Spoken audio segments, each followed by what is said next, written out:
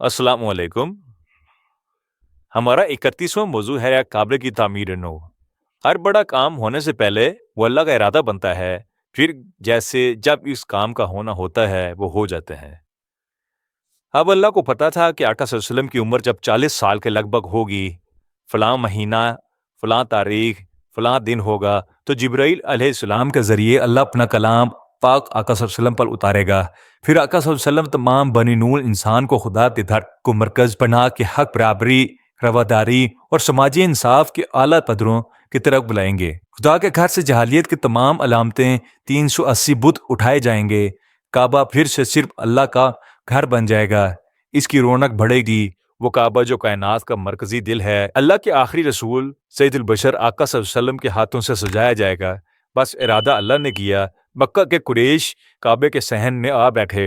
इस वक्त आका सल्लल्लाहु अलैहि वसल्लम की उम्र मुबारक 35 साल थी, मगर लगता है अल्लाह ने अपने घर के माथे पे आका सल्लल्लाहु अलैहि वसल्लम के हाथों से तामीर नौ के बाद इफ्तिताही तख्ती लगवाना थी। हजर अस्वद सरकार दो आलम सल्लल्लाहु अलैहि वसल्लम के हाथों से सजवाना था। लोगों के जहन में ख्याल पैदा हो गया कि काबे की पुराने शरिस्ता दीवारों को गिरा के इसकी तामीर नौ जरूरी है। इस जमाने में काबा मौजूदा हैयत में ना था। काबे की इमारत चकोर ना थी बल्कि मुस्ततिल थी। लंबा सल एक कमरा था, ऊपर छत भी ना थी। दीवारें भी छोटी छोटी। कोई बंदा हाथ ऊपर करता तो दीवार के नुक्कड़ तक हाथ जाता। 8-9 फुट के लगभग चारों दीवारों की बुलंदी थी। दरवाजा भी एक ना था, 2 दरवाजे थे, एक अंदर जाने का, दूसरा बाहर आने का।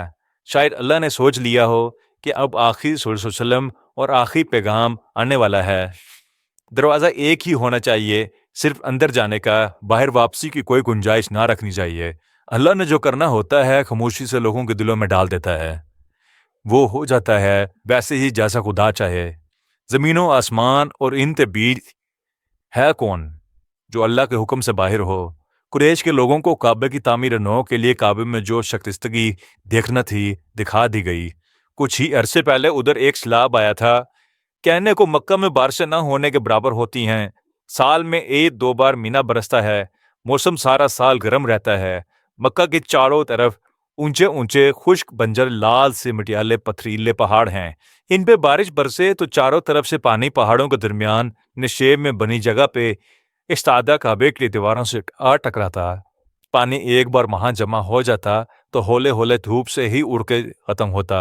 सैलाब आया, काबे की दीवारें शकिस्ता हो गईं। काबे की दीवारों पे गुलाब पड़ा रहता था। एक औरत एक दिन अकीदे से आंखें मूंदे वहां अपने ओत दान लिए खुशबू की कोई मुकद्दस धुनी देती फिर रही थी। दीवारें काबा के साथ साथ चल रही थी। ओत दान से चिंगारियां उड़ के गुलाफ काबा पर पड़ी। गुलाफ जल गया। आग से शकिस्ता दीवारें भी मजीद दराड़े पड़ गईं। काबे के अंदर एक गड़ा खोद के काबे पर चढ़ाए जाने वाले कीमती चढ़ावे संभाल कर रखे जाते थे। खस्ता और कम ऊंची दीवारों की वजह से एक चोर काबे के अंदर फलांदा गया। वहां से कुछ कीमती चीजें ले उड़ा। कहते हैं वो उमरू बिन हज़ा का एक गुलाम वदीक था। अकड़ा गया, सजा भी मिली इसे। कहते हैं कि काबे के खजाने में पड़े एक कदीमी सोने के हिरन को इसने औने पौने अबू लहब के हाथ बेच दिया था। बहरहाल खजाना खुदा के घर का एक गैर महफूज था।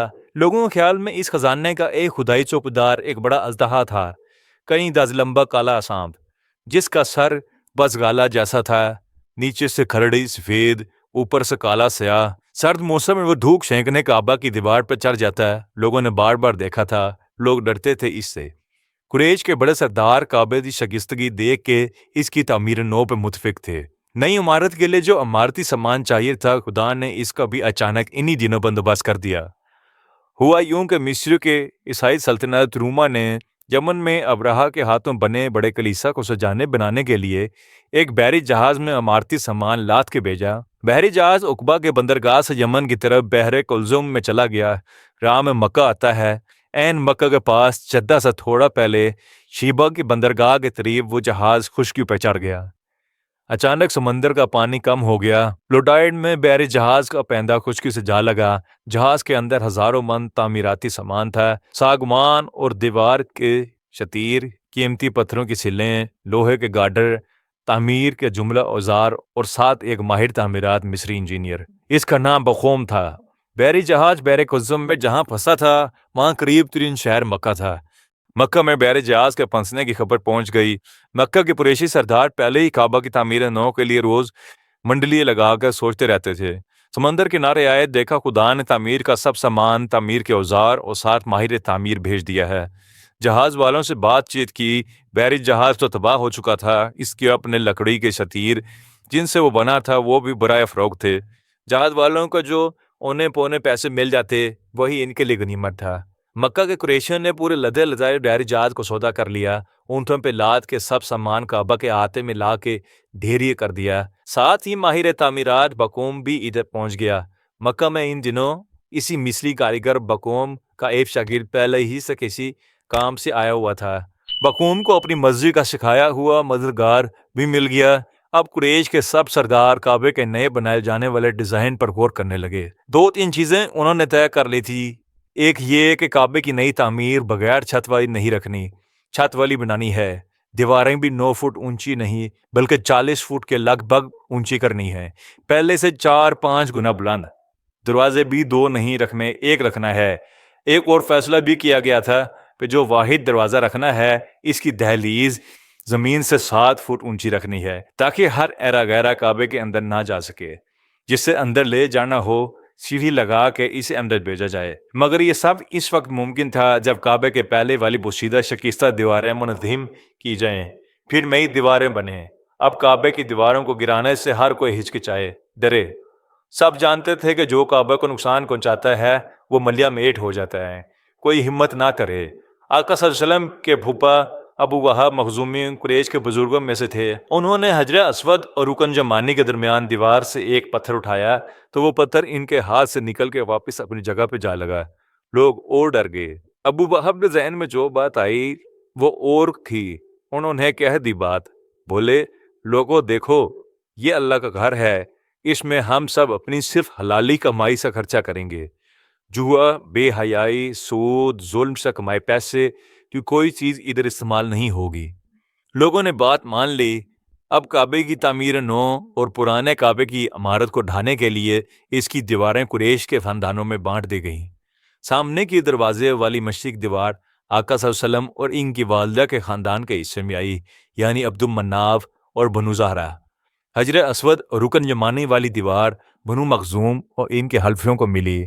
مغربی دیوار کی ذمہ داری بنو جمع اور بنو سہم کی ذمہ داری بنی، اور حتیم کی طرف والی دیوار بنو ابو دار، بنو اسد اور بنو عدی کے لیے طے ہوئی۔ اس طرف پہلے حتیم یوں نہ ہوا کرتا تھا، مستطیل لمبا کمرے ہونے کی وجہ سے حتیم والی جگہ کعبہ کے اندر شامل تھی۔ کعبہ کی تعمیر نو سے پہلے اس کا ڈیزائن طے ہوا ہوگا۔ چونکہ پہلے کی نسبت کعبہ کی عمارت 4-5 گنا اونچی رکھنے پر سب متفق تھے، اس لیے گمان ہے کہ تعمیراتی سامان کے جب کعبہ کے نئے ڈیزائن کے مطابق پیمائش کی گئی ہو تو وہ کم پڑ گیا ہوگا۔ ممکن ہے کہ قریش کے سرداروں نے مصری ماہر بقوم سے بھی کعبے کی دلکشی، مضبوطی اور پروقار عمارت کے خدوخال کے لیے مشورہ کیا ہوگا۔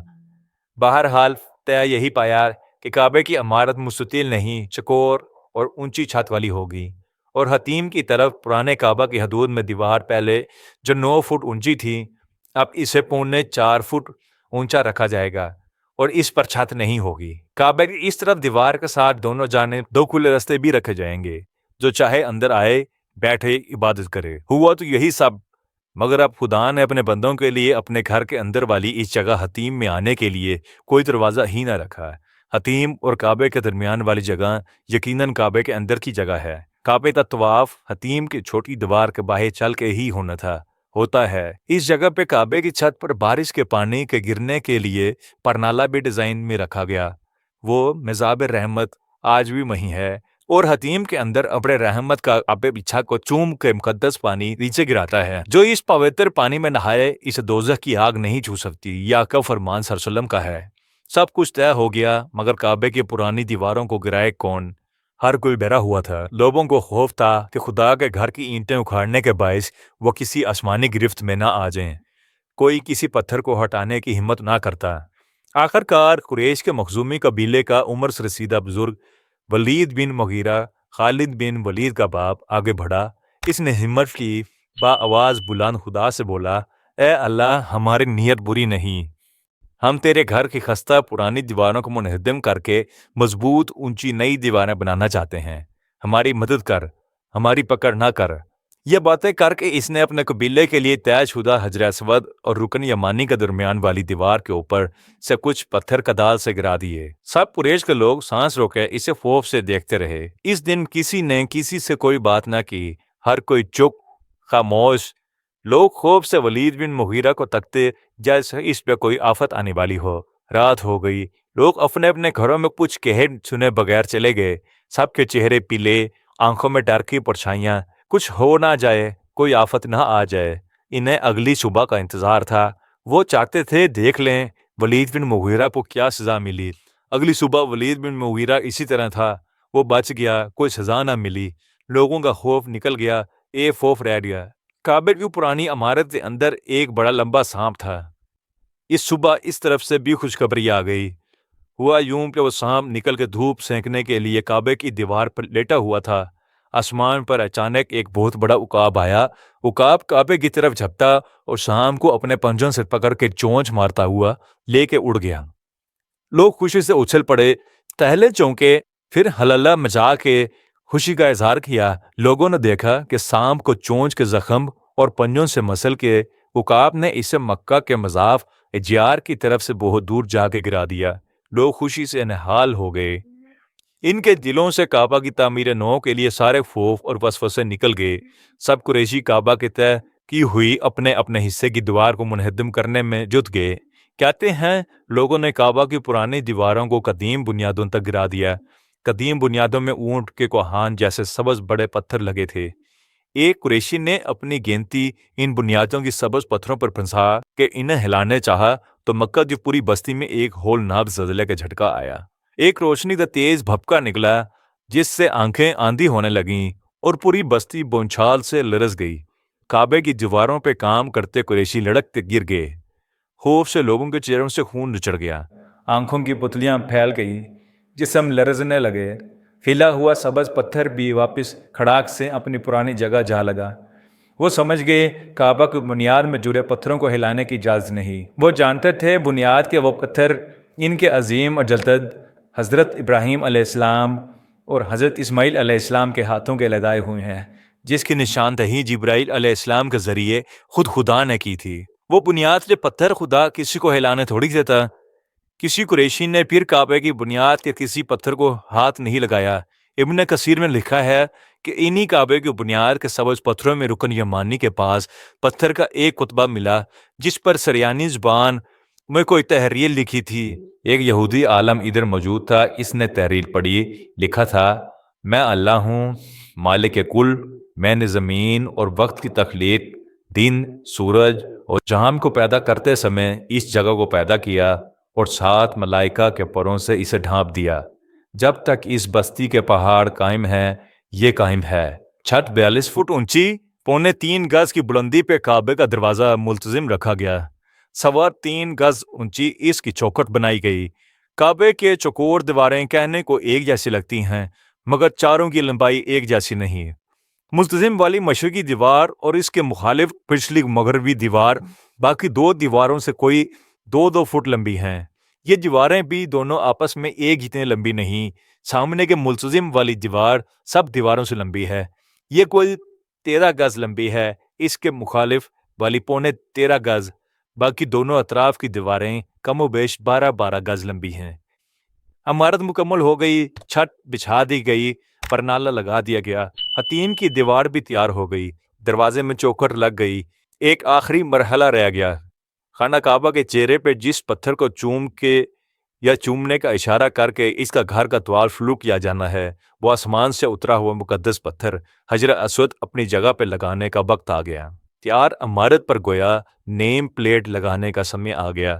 تب قریش کے سب قبیلے پھر بحث میں پڑ گئے۔ ہر قبیلہ چاہتا تھا مقدس پتھر لگانے کا اعزاز اس کے قبیلے کو ملے۔ بحث الجھ گئی، شور و غل مچ گیا۔ لوگوں نے تیز جملوں کے بعد تلواریں میانوں سے نکال لیں۔ خطرہ تھا کہ قریش کے سب قبیلے آپس میں خون خرابہ نہ شروع کر دیں۔ قریش میں پہلے ہی قبائل کے 2 دھڑے بنے ہوئے تھے، ایک خون بھرے پیالے میں انگلیاں ڈبو کے قسم کھانے والا گروہ، لکھا آتا دان دوسرا خوشبو بھرے پیالے میں ہاتھ مل کے قسم کھانے والا متی بین۔ حلال کشیدہ ہو گئے، لڑائی تک نوبت پہنچ گئی، لڑائی کے ہتھیار جمع ہونے لگے۔ جنگ میں جو ڈھول بجائے جاتے تھے قبائل کے غلام انہیں لا کے بجانے لگے، دھم دھم ہونے لگی، ہر کوئی اپنی جان پہ کھیل کے یہ سعادت حاصل کرنے کے لیے اچھلنے لگا۔ اس مقمصے میں 4 دن گزر گئے، لوگوں نے دن رات وہیں میدان کعبہ میں ڈیرا ڈال لیا۔ قریب تھا جو قریش کے سارے قبائل آپس میں لڑ مار کے تباہ ہو جاتے۔ ایک انصاف پر مبنی فیصلہ ہو گیا۔ قریش کے سب سے عمر رسیدہ بوڑھے سردار ابو امیہ بن مغیرہ بن عبداللہ بن عمرو بن مخزوم نے کہا، اے اہل قریش، اتنے دن سے تم سب لوگ جہاں ہو کوئی فیصلہ نہیں ہو پا رہا، چلو کسی ایسے شخص کا فیصلہ مانتے ہیں جو اس وقت یہاں موجود نہیں۔ ہم کسی اور وقت پر یہ فیصلہ نہیں اٹھاتے، مبادہ کوئی کہے کسی نے ان میں چلاکی کی ہے۔ آج سورج ڈھلنے سے پہلے فیصلہ کرنا ہے۔ اب ادھر دیکھو۔ باب شیبہ کی طرف جو شخص بھی اب اس دروازے سے داخل ہو کے ادھر کعبہ کی طرف آئے، وہ ہمارا تمہارا سب کا متفقہ ثالث ہوگا۔ وہ فیصلہ کرے گا، وہ کچھ بھی ہو، جو بھی وہ فیصلہ کرے ہم مانیں گے۔ بولو منظور، سب بولے منظور۔ وہ دن ڈھلنے کا وقت تھا، گرمیوں کا دن تھے، دھوپ تیز تھی، لوگ کعبہ کی دیوار کے سائر میں باب شیبہ کی طرف منتظر نظروں سے دیکھ رہے تھے، کون ادھر سے آتا ہے۔ اسی دروازے کا نام اب باب السلام ہے۔ سب لوگ گردنیں گھما گھما کے ہجوم میں کھڑے اپنے اپنے قبیلے کے لوگوں کو تک رہے تھے، سوچ رہے تھے ان کے قبیلوں کے سبھی سربردہ لوگ تو وہاں جمع تھے، کون آئے گا۔ کعبے کی دیواروں کا سایہ لمبا ہو رہا تھا، سب کعبے کے مشرقی دیوار کے سائے میں جمع تھے۔ سورج کعبے کی چھت کو چومتا چومتا چھت سے مغرب کی سمت اتر رہا تھا۔ کعبے کا سایہ لمبا ہوتا ہوتا کعبے کے صحن کی مٹی اور کنکروں پر سرکتا باب شیبہ کی دہلیز کی طرف بڑھ رہا تھا۔ کعبے کے صحن میں پڑے ڈھول پر ایک غلام تھپ تھپ کی تھاپ دے رہا تھا۔ پورے صحن میں خاموشی تھی، لوگ ڈھول کی تھاپ میں اپنے دلوں کی تیز دھڑکن کو سن رہے تھے، مضطرب اور منتظر۔ سورج مغرب میں جھک رہا تھا، جیسے وہ مشرق سے طلوع ہونے والے ماہ کامل کے حضور سجدہ کرنے کی جگہ ڈھونڈ رہا ہو۔ کعبے کا سایہ اس کی چھت کے تقدس کو اپنے اندر لپیٹے کعبے سے ننگے پاؤں ادب سے اترتا ہوا باب شیبہ کی طرف بڑھ رہا تھا۔ ڈھول کی تھاپ پر ایک زور کا ہاتھ پڑا اور سجدے میں پڑا سایہ باب شیبہ کی دہلیز تک پہنچا تو لوگوں نے دیکھا کہ کسی کے قدم دہلیز پہ آ پڑے ہیں۔ لوگوں نے سر اٹھایا، سورج نے سر جھکایا، شام کی سنہری دھوپ کرنوں سے اس دروازے سے داخل ہونے والے شخص کا چہرہ چمکا۔ سب لوگ خوشی سے چیخے، مرحبا اہلن و سہلن۔ ڈھول کی تھاپ لوگوں کے دلوں کی دھڑکن سے تیز ہو گئی، شور مچ گیا، یہ تو الامین ہیں، محمد بن عبداللہ صلی اللہ علیہ وسلم ہیں، ہم ان کے ہر فیصلے پہ راضی ہیں۔ آقا صلی اللہ علیہ وسلم قدم قدم چلتے ہجوم کے پاس آئے۔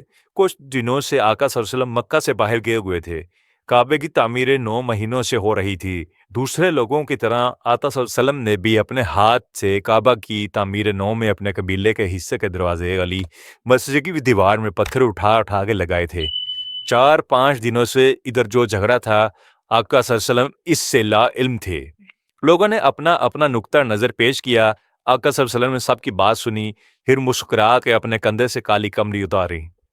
کعبہ کے چاروں دیواروں کے ذمہ دار قریشیوں کے سرداروں کو کہا، اس چادر کے 4 کونوں کو پکڑ لیں۔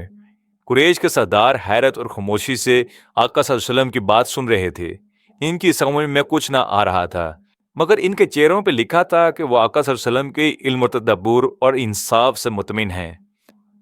انہوں نے وہی کیا جو آقا صلی اللہ علیہ وسلم نے کہا تھا۔ وہ سب پہلے ہی تسلیم کر چکے تھے کہ جو بھی فیصلہ ہوا انہیں منظور ہوگا۔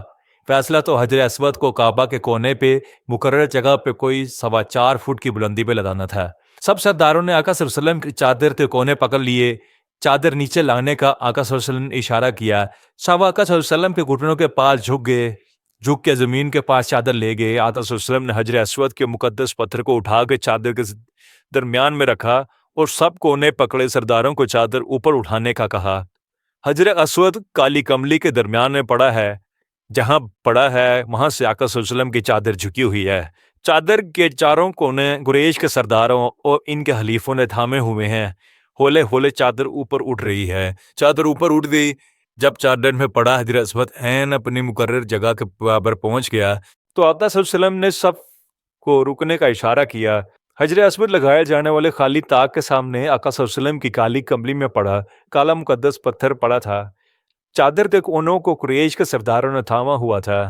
آقا صلی اللہ علیہ وسلم کچھ قدم آگے بڑھے، اپنے پیروں سے مشابہ اپنے جد امجد سیدنا ابراہیم علیہ السلام کے پیروں کے نشان پہ رکھے اپنے ہاتھ بڑھائے، دونوں ہاتھوں سے چادر کے اندر پڑے حجر اسود کو اٹھایا اور اپنے ہاتھوں سے اسے مقررہ جگہ پہ لگا دیا۔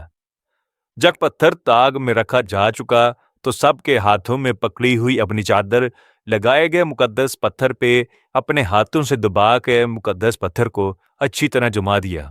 آقا صلی اللہ علیہ وسلم نے اپنی چادر سے دبا کے حجر اسود کو جما دینے کی لذت میں سبھی قریشی سرداروں کو بھی شامل کیا۔ سب نے باری باری آقا صلی اللہ علیہ وسلم کی چادر سے حجر اسود کو چمکایا اور ہر ایک نے اس عمل کے بعد حجر اسود سے پہلے آقا صلی اللہ علیہ وسلم کی چادر چومی۔ آسمان سے اترا مقدس پتھر اپنی جگہ پہ پہنچ لیا۔ سب لوگ خوش، مقدس پھر مطلوبہ بلندی تک اٹھانے میں ان سب کا ہاتھ شامل ہے۔ اس سمے شاید خدا بھی مسکرا رہا تھا کہ لو، اپنے گھر کی تعمیر نو کے بعد اپنے گھر کے چہرے پہ اپنا مقدس پتھر اپنے محبوب رسول اللہ علیہ وسلم کے ہاتھوں لگوانا تھا، لگوا لیا۔ جس گھر کا سنگ بنیاد اپنے خلیل ابراہیم سے رکھوایا، اس کا افتتاحی پتھر سید البشر کے ہاتھوں سے سجا لیا۔ بہت بہت شکریہ۔ اللہ حافظ۔